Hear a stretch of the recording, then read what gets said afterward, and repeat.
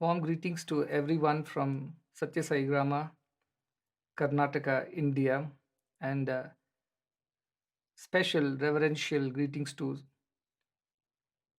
Radhanath Swamiji as well as Sadhvi Bhagavati Saraswati Maji. Also, our greetings to the session chair, Dr. James Doty, from the Center for Compassion and Altruism, Stanford University.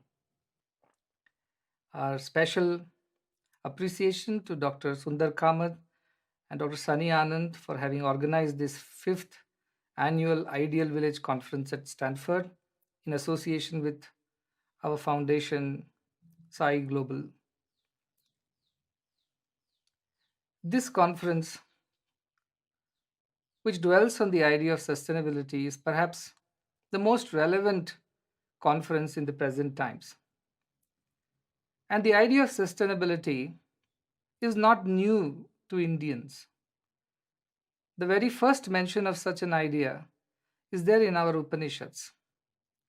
An Ishavasya Upanishad, which is a part of the Yajurveda, in its very opening verse proclaims Ishavasyam idam sarvam yat kincha jagatyam jagat tena tyaktena bunjitha magridha kasyasvidhanam. The meaning is, all this that you see in this changing world is all enveloped by the divine, and therefore consume with sacrifice and do not take any other person's wealth. However simple this may sound, it's very, very profound and deep. Just a small Upanishad of 18 verses, in its very first opening verses, gives out the secret of sustainability. Simply put, it means give more, take less. That's what is meant by consuming with sacrifice. When Mahatma Gandhi was asked by an impatient journalist to summarize his philosophy of life in just 3 words, he quoted these 3 words from this very Upanishad when he said, Tena tyaktena bunjitha. The poor journalist who did not know Sanskrit asked him to translate it for him. And Mahatma Gandhi said, it means consume with sacrifice. When we sacrifice first and consume later, when we give more and take less, we become sustainable as a society, as a planet, as human race. When UN thinks about sustainable development goals, or when we all talk about sustainable development, sustainable future, more often than not, these ideas are based on capitalistic or socialistic ideas of society, very much against or different from the spiritual fundamentals that Indian texts offer us. If you could think of the whole human race in terms of 4 quadrants, with x-axis about giving and the y-axis about taking, the first quadrant would have people who give less and take less. They are the minimalists. And it's a trendy thing to be today, to take less, but they also give less. Then there are those in the second quadrant who take more and give less. I need not tell who they are. They are the capitalists of the world, who take the resources, turn them into profitable ventures. And when it comes to giving back to the society, there is very little that they do. Then there is this third quadrant of those who take more and give more. These are the socialists who believe that everybody should get their share of the resources that the earth has to provide, because everybody has right over it, equal right. And therefore they want everybody to consume equally. But with equal consumption of all, there is furthermore pressure on the resources. And therefore they take more, though they also give more to everyone. But none of these 3 are sustainable ideas. The fourth quadrant, which talks of people who give more and take less, they are the ones who can create a sustainable future. They are the spiritualists of the world. The capitalists, the socialists, the minimalists can at best do less damage, but they cannot correct the existing situation. They can take less from the nature, but they cannot replenish it. Only spiritualists are those when they not just reduce, not just recycle, not just reuse, but refuse to take what they don't need. The world has a hope to become sustainable. Saint Francis of Assisi would pray, O Divine Master, grant that I may not so seek to be consoled so as to console. When he prays this way, he only prays that I give more and take less. To be understood as to understand, to be loved, love with all my soul. In his prayer, what he essentially says is that I should always be ready to give more than what I receive. This is the simplest way to a sustainable planet, sustainable societies, sustainable relationships, sustainable happiness in life. Give more, take less. When we believe that we are born not to take but to give, when we know that we are here to serve and not to rule, when we realize that we are here to sacrifice, not to accumulate, we become sustainable. Now, the late American President John F. Kennedy said in his famous inaugural address, ask not what your country can do for you, ask what you can do for your country. He just meant that. When we change our attitude from what can I get to what can I give, sustainability is the natural outcome. As an American proverb goes, we do not inherit the earth from our ancestors, we borrow it from our children. And that's precisely the second part of the verse, which says, do not take another man's wealth. We don't own this earth, we hold this earth in trust for our children, for our future generations. And it should only be looked at from that point of view and not from the point of view of having any rights, but only responsibilities towards passing on a better planet to the future generations than what we have inherited from our ancestors. This would not be possible unless we sacrifice our selfish desires of consuming endlessly and instead exercise restraint in our ways. On a lighter note, during these unprecedented COVID pandemic times, when consumerism is nosediving and most of the economies are plunging, somebody sent me a message which said, when we don't buy things now which we don't need with the money that we don't have, the economies are plunging. That is the story of economic bubbles. That is the story of the world that we live today in. Just because we have access to finances, just because we have access to cheap debt, that does not give us the right to buy more than what we need. When we buy mindlessly, borrow endlessly, what are we doing essentially? We are causing an artificial price rise of even essentials that are required for every man's survival, and thereby making them unaffordable to the common person. Just because we have access to money does not give us the right to consume more. All the economic bubbles, be it the Great Depression of 1930, to the dot-com bubble, to the recent subprime mortgage crisis, the world has witnessed the downside of borrowed financial growth fueled by senseless lending and mindless spending. And the root cause of it all is simply taking more than what we need out of sheer greed. Mahatma Gandhi said, there is enough for everyone's need, but not for everyone's greed. Therefore, all that is not a need is simply all that which does not belong to us. That is another man's wealth, as per the Upanishads.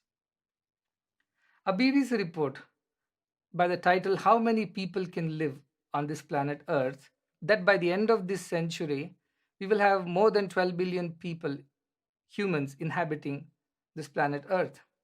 They also said, very interestingly, that if every person on Earth, on an average, starts consuming as much as an average Indian does, then the Earth's resources can sustain up to 15 billion people. But the catch is here. If everyone on Earth starts consuming as much as an average North American does, the Earth has only so much resources to support 1.5 billion people, and we have gone past that figure probably 5 times by now.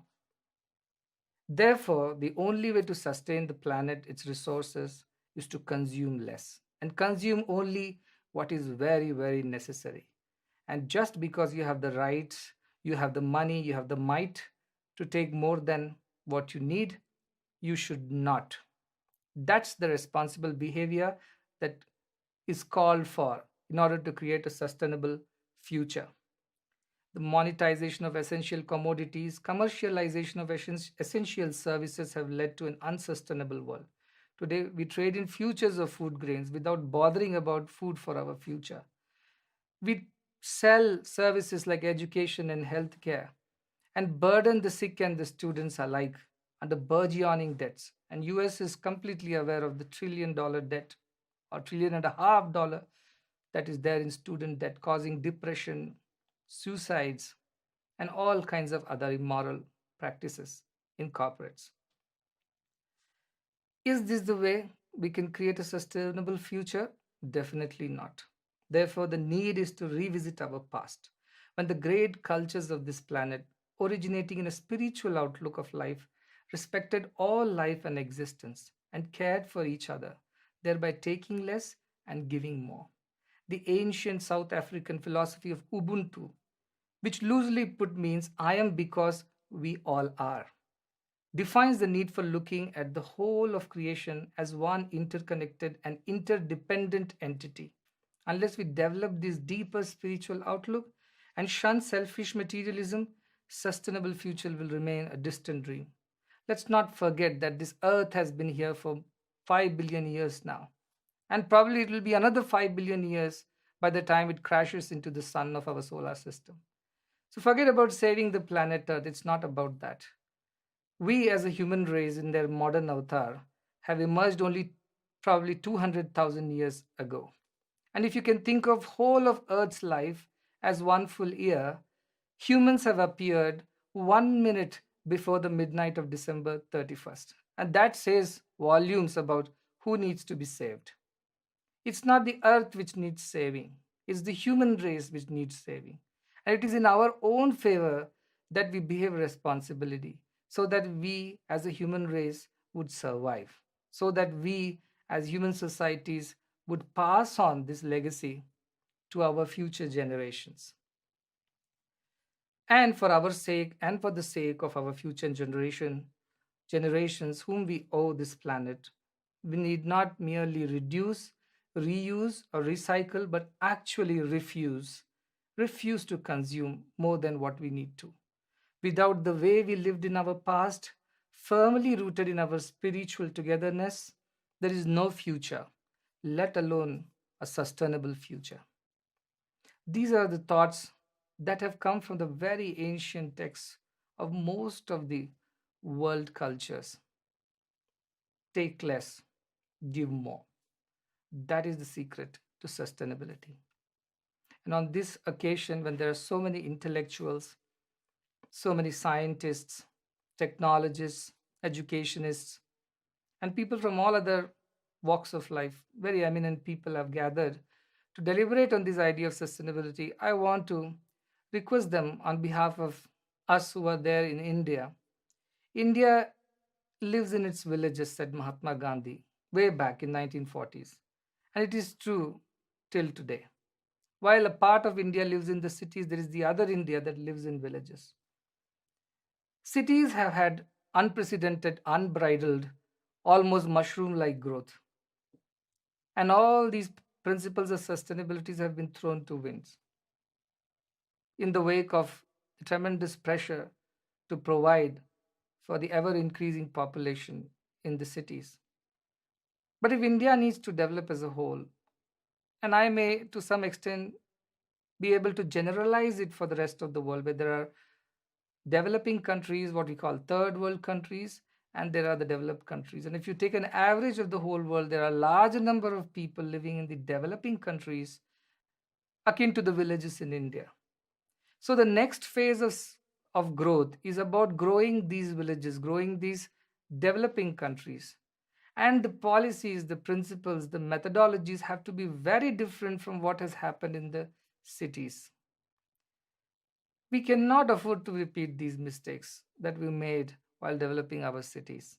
We have to retain the originality, the traditions, the culture, the naturality of our villages, at the same time provide them with the modern technology, facilities, amenities, which will make their lives easier, comfortable, and safer. There is much to be done in the field of providing safe drinking water, energy, maternal health, children's health, malnutrition, infrastructure in villages, veterinary sciences, and a whole lot of things.